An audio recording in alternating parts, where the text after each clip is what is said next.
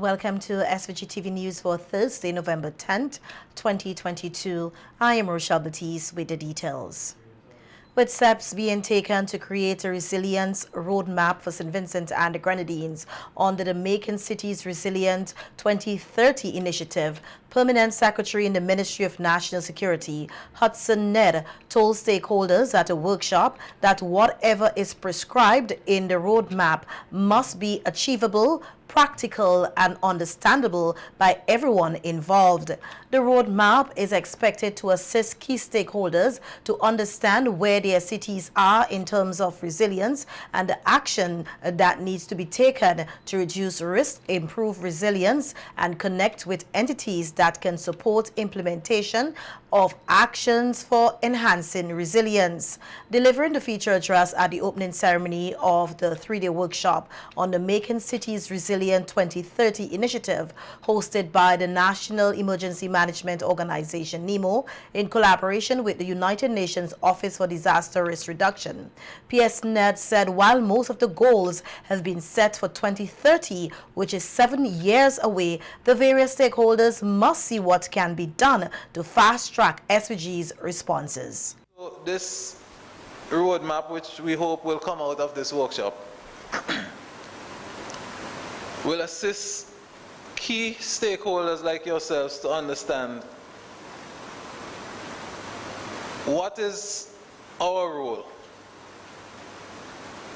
How can we make a contribution that is in sync with each other and contribute to achieving the outcomes planned in this initiative. So I want to just applaud the leadership of NEMO and our friends from the UN, DRR, who have seen fit to, as it were, take charge of this important initiative. Senior consultant to the United Nations Office for Disaster Risk Reduction in Panama, Jair Torres, who also addressed the opening ceremony, said in order for St. Vincent and the Grenadines to become a resilient country by 2030, the national disaster risk strategies have to be localized. We do this articulation between what is happening and decided at the national level with what is happening at the local level is very important, because decisions can be taken and are being taken at the national level, for instance in St. Vincent and the Grenadines, now with the upcoming country work program that is the national strategy, but how we make that the country work program for reducing disaster risk really go to the local level where we say where the action is happening, where we really are ensuring that the communities need to be ready, when we really need to reduce disaster risk in order to avoid any catastrophic problem. So it's in that sense that the Making Cities Resilient initiative is trying to provide support to different local governments and national governments in order to really articulate what it has been decided at the national level with what is happening at the local level. And the idea of these 3 days workshops is really to see how we from different sectors, from different entities can really strengthen our transversal cooperation and really improve that we can work together at the local level in order to have a real action plan that will determine how we can really improve disaster risk reduction and increase resilience in this particular community that we are analyzing during these 3 days. Torres noted that the support being provided to SVG to make its cities more resilient are aligned with other support being provided to the country by the United Nations Office for Disaster Risk Reduction. Improving risk knowledge by improving data, by improving the way how you collect information and the way how you use this information for decision-making process, for policy design, for investments that are resilient, but as well for passing on a transition from traditional early warning systems to impact-based forecasting. That is something that we are trying to move there. So we really hope that this workshop will be very productive for all of you, that you will have the opportunity to discuss with your colleagues about how really make the national strategy applicable to the local level, at the city level in this case. And we really hope that the outcomes that we expect from these 3 days works that will be really concretized in an action plan will be that you feel really that your different agencies are reflected in that action plan. One of the main issues that we are trying to promote is disaster risk reduction, as the permanent secretary has mentioned, is not the responsibility of the NIMO. The NIMO is here to facilitate the interactions between all of the actors and the authorities and in the communities. But disaster risk reduction is a all-sector approach. It's everybody's business. So everybody has something to contribute from disaster risk reduction and something to receive from disaster risk reduction. The government of St. Vincent and the Grenadines is not responsible for personal back walls on private property. This from Prime Minister Dr. Ralph Gonsalves during his weekly appearance on NBC Radio yesterday. While not making any specific reference, the Prime Minister noted that during the rainy season, there have been a lot of landslides with some back walls compromised. He, however, noted that the government of St. Vincent and the Grenadines would only intervene to deal with such personal or private back walls if it is connected to a public road or is of concern to the safety of the public. Most of the private back walls, but you have to try and deal with your back wall. We can help. We can help with some cement and some steel. You know what I mean? And Yes. Today I'm going to have a discussion on this. Minister Daniel, he and I have been in communication about this. Also been in communication with the Minister of Finance. And we have to find some way to assist with a public policy now. Yes. Addressing this particular issue. But the idea is that as soon as your private back wall fall down, you call NIMO and you expect NIMO or Braxa to come and build you a back wall. That cannot be reasonable. Because in some cases, in fact in many cases, the price of the back wall is more than the price of constructing a house. So sometimes what you'd have to consider is whether you move from where you are. In other words, we must have a sensible, intelligent discussion within the context of our obligations and the resources, bearing in mind always that this is a government of solidarity and wanting to help people. Over 80 fires have been recorded in St. Vincent and the Grenadines for the year thus far. This is according to Fire Chief SOP Joel James, who on the VC3 Roundtable Talk program last evening says the bushfires thus far are almost half the number recorded last year. Thus far, 82 fires.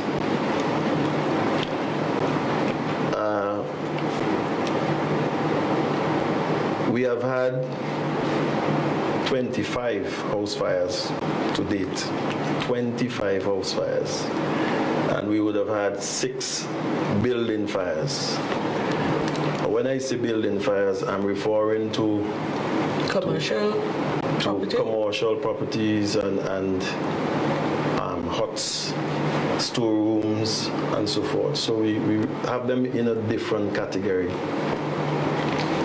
We have had 35 bushfires, and that is because we only have 35 to this point because we have been having some heavy rainfalls, which we are very grateful for that in the respect of which I speak. When we have rainfalls, we hardly have bushfires because the soil and the bushes, the shrubs, they are wet most of the times.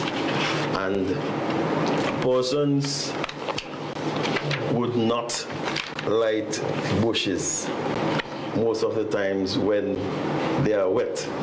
They would light bushes and shrubs in the dry season.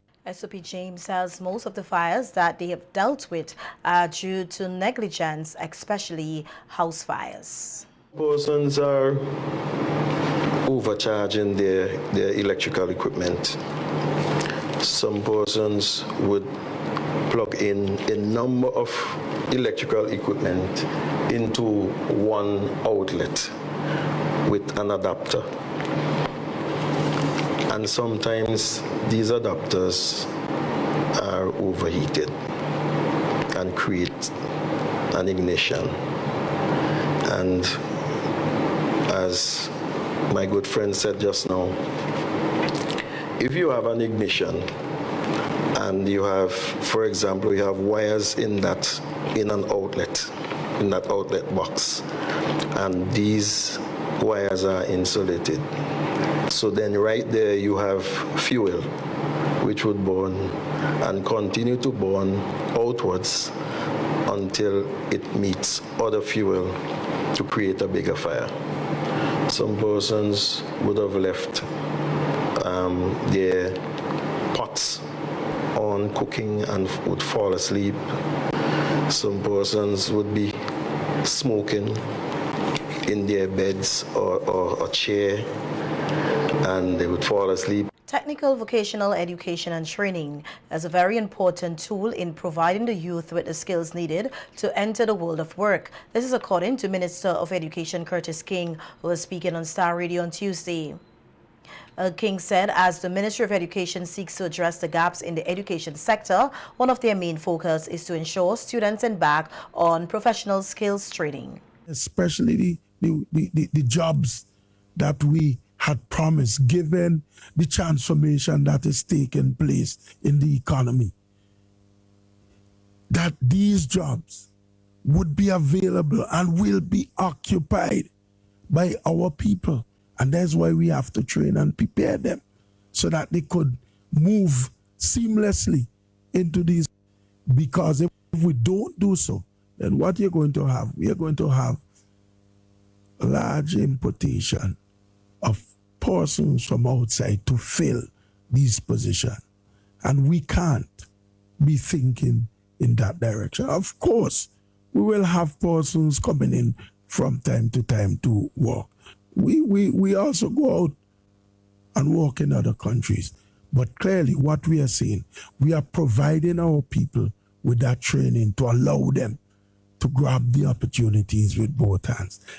Minister King further noted that technical vocational education and training should not be seen as an inferior component of the education sector. Is competency-based training that train persons who can leave their institution and move right into a job, depending on the level of certification they have attained in technical and vocational education and training. I've made the point already.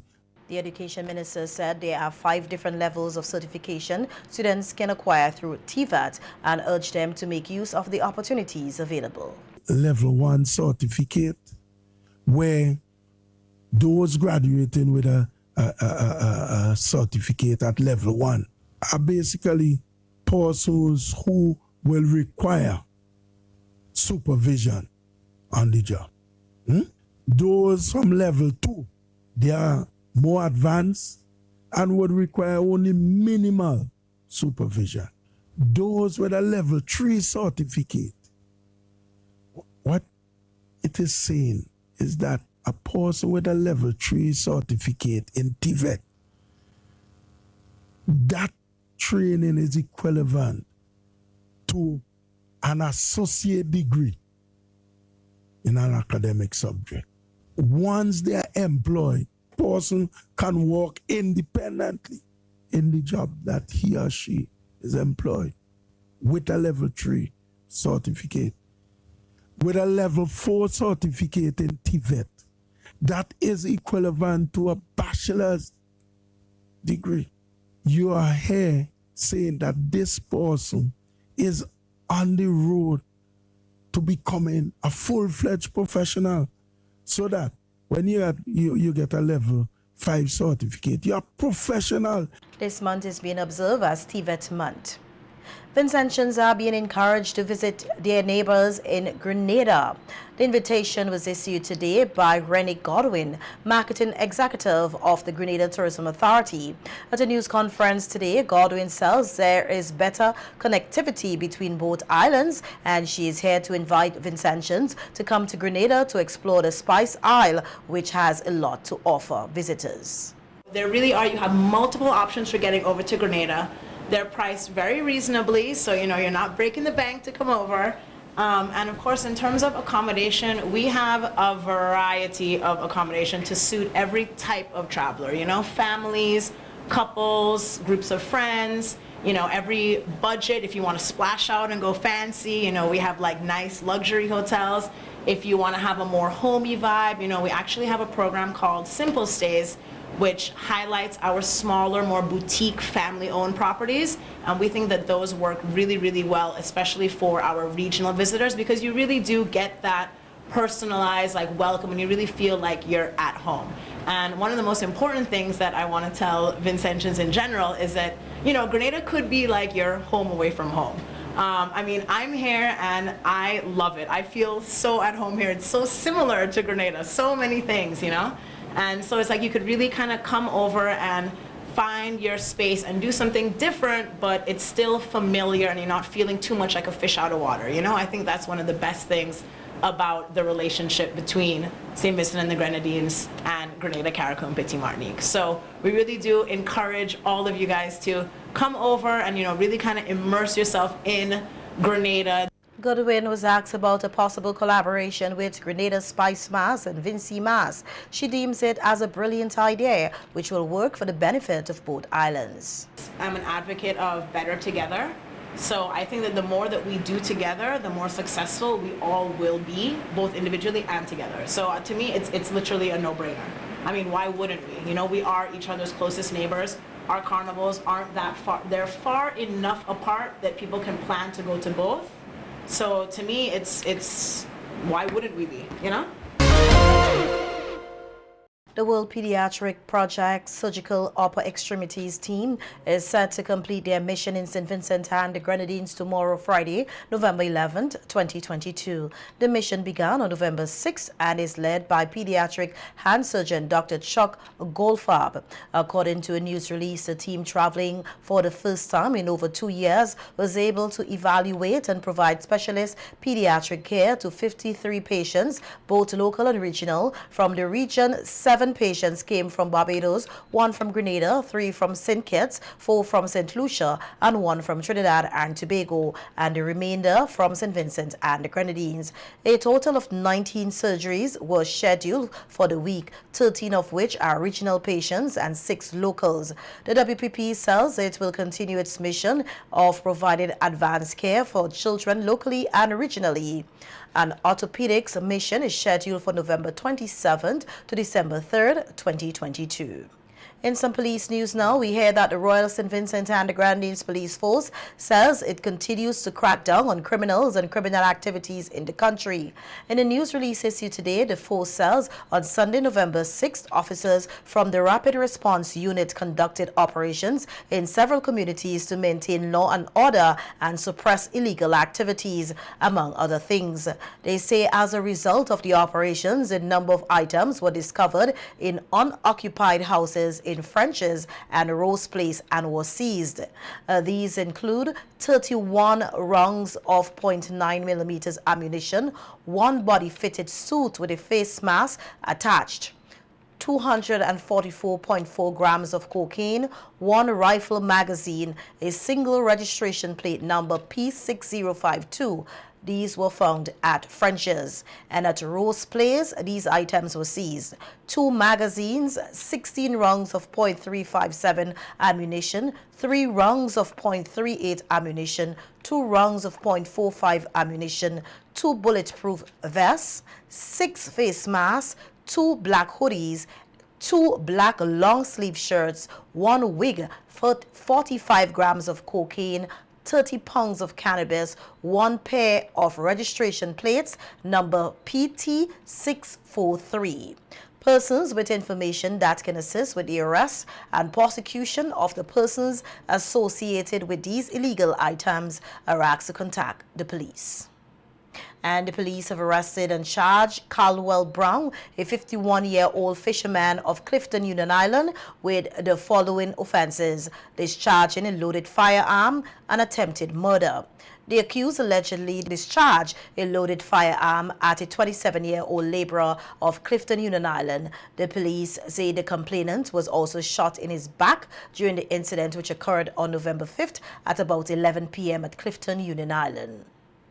The accused appeared at the Kingston Magistrate Court yesterday and was remanded into custody. The matter was transferred to the Serious Offences Court for arraignment on Friday, November 11th. And head of the Police Public Relations and Complaints Department, Assistant Superintendent Junior Simmons, is urging parents across St. Vincent and the Grenadines to mentor their children properly by teaching them right from wrong. ASP Simmons was speaking to SVG TV News during an eradication exercise of a large quantity of marijuana and cocaine at Arabica yesterday. He said proper guidance will help to keep the youth away from criminal elements. ASP Simmons says the police force is doing its part to help with the various initiatives which have been successful thus far. So as a police organization, that's why we have different groups like the police youth clubs. You know, we have this police band summer program, the Coast Guard program, because we want to engage our young people positively, so that they can grow up to be responsible citizens, because they are really the future of St. Vincent and the Grenadines. These programs, from our assessment, has been very, very effective in helping to keep our young people away from a life of crime. Because when you engage in these programs, you learn many different things. You learn to play an instrument. You learn different skills. You're trained in discipline. Also, in your civic duties as citizens. And these things help to build you and mold you into a better person. So I would say that these programs have been very beneficial to our young people.